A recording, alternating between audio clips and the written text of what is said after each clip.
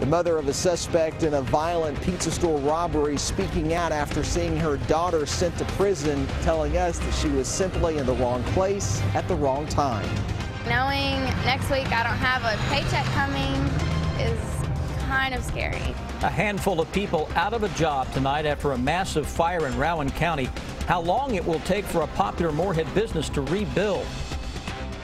A bill designed to help families of firefighters battling cancer has been formally filed. Just something that helps protect the guys that are protecting me. What the new law includes.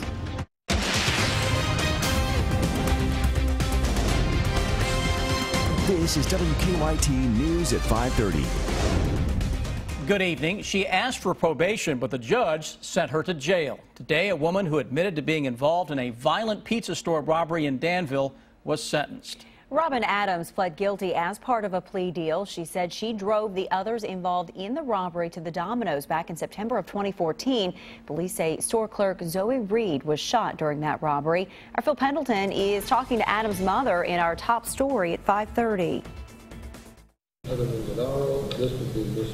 Sitting on the front row of the Boyle Circuit courtroom, Robin Adams waited for her case to be called. She's been free on bond after spending nearly 500 days in jail after her arrest. Police say she was the driver who took 3 others to the Danville Dominos, who then robbed clerk Zoe Reed and shot her in the stomach. And she knew the crime was serious, but she didn't. She said, "Mama only gave the boys a ride. If I knew they were going to do it, I would have never let them in my car." But it just, you don't know people anymore. Robin Adams pleaded guilty to facilitation to commit robbery and assault. She was sentenced to 5 years on each count to serve concurrently for a total of 5 years. Her attorney asked for probation, but the judge denied that. This was a very serious offense involving a firearm with sufficient area, and I believe that the benefit that she got from the cooperation with the Commonwealth was the facilitation and the amendments down. As part of her guilty plea, Robin Adams has agreed to testify against the other suspects in the case. One of those, Rico Penix, was also in court Tuesday. Attorneys said discovery, evidence shared among attorneys that will be presented during the trial, is done. Penix, Patrick Brand, and a 16-year-old juvenile are all charged. Adams' mother said her daughter was scared of them, and that's why she didn't come forward. She broke down as the judge sent her to prison. I don't think he done her fair. She's never been in no trouble. She's a good kid. In Boyle County, Phil Pendleton, WKYT. Trial dates have not been set for the other suspects in the case. We've been told that the victim in the case, Zoe Reed, is still recovering from her injuries, which included damage to her liver, spleen, and kidneys. Firefighters in Rowan County are trying to figure out what sparked a fire that destroyed a popular Moorhead business. The fire started around 2 this morning. Electric Beach Tanning on West Main was destroyed, and 2 other businesses were damaged. Mark Barber is talking to emotional employees about the loss. The owner of the smoke shop and the tanning salon says the fire damage to the 2 businesses could run as high as $1 million. While that is upsetting to him, he tells me through tears that he feels the most for his employees who lost their jobs. It's a pretty big deal, pretty big loss. Tesla Henderson is one of 10 employees at Electric City Tanning who are now out of a job. My life's literally changing completely. It's a devastating change, and the flames that brought it could be seen as far as a mile away. The fire started tearing through the H2O wireless and tobacco store on West Main around 2 this morning. When the flames spread to the tanning salon next door, Henderson watched helplessly as the fire destroyed everything.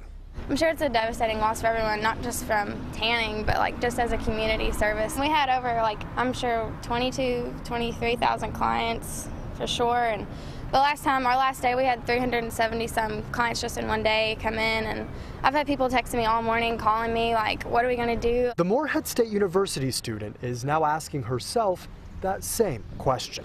There's rent and then car payment, insurance, phone bill, just the works. And knowing next week I don't have a paycheck coming is kind of scary, honestly. The owner of the salon hopes to rebuild the business within 6 months to a year. The fire chief says it could take days or even weeks to figure out how this fire started. In Moorhead, Mark Barber, WKYT. The owner of the tanning salon was leasing out part of his property to the smoke shop. There's still no word about whether that will be rebuilt. A third business behind the two that were destroyed has extensive water damage. Police in central Kentucky believe speed and wet roads caused a deadly crash overnight. Our county-by-county coverage at 5:30 begins in Madison County. The coroner says 33-year-old Stephen Cheney lost control of his car on Battlefield Memorial Highway near Kingston Elementary School about 2. Cheney's car hit a tree. The coroner pronounced him dead at the scene. And in Morgan County, police are looking for a man wanted for a string of thefts. West Liberty police believe this man took a leaf blower from a home. They say he may also be responsible for a chainsaw theft from a telephone company warehouse near West Liberty. Police do not know that man's name. Warmer temperatures are just around the corner. We just have to get through one more chilly night. Chief Meteorologist Chris Bailey's here. And Chris, I think we can do that. I think we can, and especially given where we have been, Sam, over the past couple of weeks. Low 30s, we laugh at that after several nights deep into the 20s across our region. Concentrate on the good, and that's the good-looking sky cam that we have out there into each and every location. Beautiful blue skies. 50s, cooler than normal. 61, though, the warm spot down into London. Mount Sterling, we're down to 52 right now. 54 into Richmond. Somerset, 55. Little pocket of some low 60s, though, showing up. Harlan, London, down into Middlesboro. But everybody with a clear sky that is out there, that's going to allow temperatures to drop. And it's a frost advisory that is out for all of central and eastern Kentucky. Those temperatures by 11 this evening can drop all the way into the upper 30s. And by tomorrow morning, a lot of us will wake up with a back porch thermometer reading 32 degrees or colder. Now, guys, when I come back in a matter of minutes, we're going to look longer range into that weekend.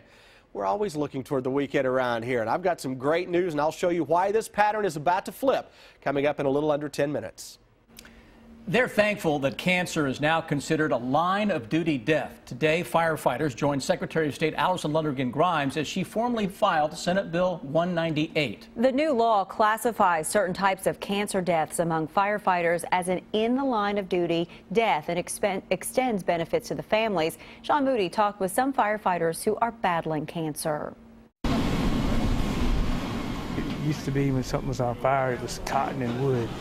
Nowadays, it's plastics, it's polyurethane, it's a lot of toxic things that, you can breathe it in or it gets in your skin. Lexington firefighter Matt Logsden's talking about battling something bigger than flames, cancer. Logsden's got a rare form of cancer, a tumor on his spinal cord. He believes his illness could come from toxins while fighting fires. David McCrady's an Owensboro firefighter. He's suffering from brain cancer. I came down with cancer. I didn't realize how widespread it was across state firefighters. According to the National Association of Firefighters, the #1 cause of death among firefighters is cancer. Now these first responders are asking for help, and help is on the way. Today is a very somber day. Secretary of State Allison Lundergan Grimes filed a bill making cancer a line-of-duty death for Kentucky firefighters. Firefighters like Monica Rath, a 22-year veteran of Southgate Fire Department in Campbell County.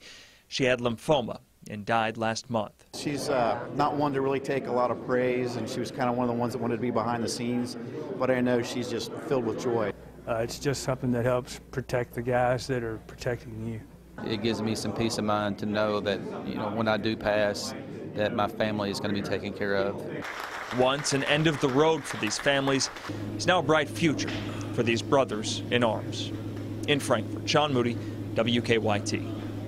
Well, that bill calls for the state to give $80,000 to families of firefighters who die of cancer. As for Matt Logsden, he will head back to Chicago next week for more cancer treatments.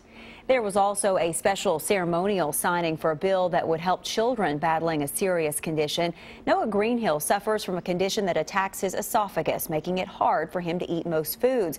Noah has to take formula 4 times a day through a feeding tube, costing his family $40 a day. And now, under Noah's bill, that formula is now covered under health insurance. You've been an inspiration to many, many people. And it's a special day. It really is, and I'm honored to be here. We wanted to stand up and make a fight for all of them as well as ourselves.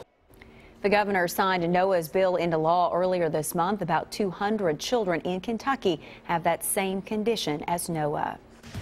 Today, Governor Bevin said he would not call a special session of the legislature on the state budget. And the fact that taxpayers have to pick up the bill for a special session has some of our viewers asking questions. Carol has our good question tonight. She says, why do the taxpayers have to spend the $65,000 per day? Because congressional lawmakers did not get their jobs done. If they made nothing during the special session, I bet they would be more determined to complete their jobs during the time that they were paid. Let's break down some of the numbers here as to where that money goes if there is a special session. Of the $60,000 or so per day it costs to hold a special session, about $26,000 each day is for lawmakers' salaries. Almost $19,000 is for expenses. That includes meals, mileage, and lodging. And that leaves about $15,000 or so per day for the legislative staff in Frankfort. And the governor is the only one who can call a special session. If he does not, as he said he will not do, lawmakers don't agree on the state budget, then the state government will shut down except for essential services like state police on July 1st. To submit a good question, send an email to goodquestion@WKYT.com. Governor Matt Bevin is urging lawmakers to get a budget to his desk by the end of this week. And presidential candidate Hillary Clinton is weighing in on Governor Bevin's cuts to higher education. Bill Bryant has her reaction in the bottom line. Good evening. Some Kentucky legislative leaders are back working the numbers, trying to avoid a special session that could anger voters in a key election year. Nobody knows exactly who would get the blame for sending taxpayers a bill for doing what most expect to be done in a regular session, passing a state budget.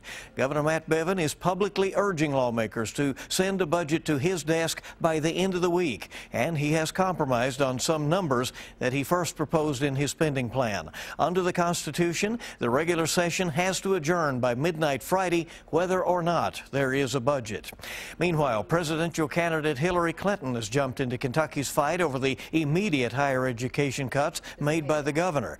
As she begins to eye Kentucky's May 17th Democratic primary, Clinton's campaign released a statement saying the $41 million immediate cut to universities and colleges by Governor Bevin is, quote, short-sighted, wrong, and may in fact be illegal. That statement comes a day after Attorney General Andy Beshear filed suit challenging Bevin's ability to make cuts when there is no budget shortfall. Bevin says the money is needed to be put into troubled state retirement accounts. Clinton and Democratic rival Bernie Sanders have campaigned on making higher education more accessible. Even though he has yet to secure the GOP nomination, Donald Trump is now talking about potential running mates. He told USA Today that Senator Marco Rubio, Governor Scott Walker, and Governor John Kasich are among those he would consider. This coming Monday, April 18th, is the deadline to register before Kentucky's May primary. You also have to complete any changes to your registration by then. Remember, you can now register online. Bill Bryant, WKYT. We have a traffic alert to pass along to you tonight. Tennessee transportation leaders say Interstate 75 near the Kentucky-Tennessee line will be completely open by the end of the week. A rock slide shut down a big part of the interstate in February. All but one lane has reopened since then. The second northbound lane will open on Friday. Crews are working on removing a concrete barrier so they can reopen that lane. If you have some household waste to get rid of, the city of Lexington will take it. Lexington will be hosting a household hazardous waste collection late this month. Fayette County residents can drop off fluorescent tubes, latex paint, and electronics for free. The collection will be April 23rd from 8:30 in the morning to 4 p.m. at 1631 Old Frankfort Pike.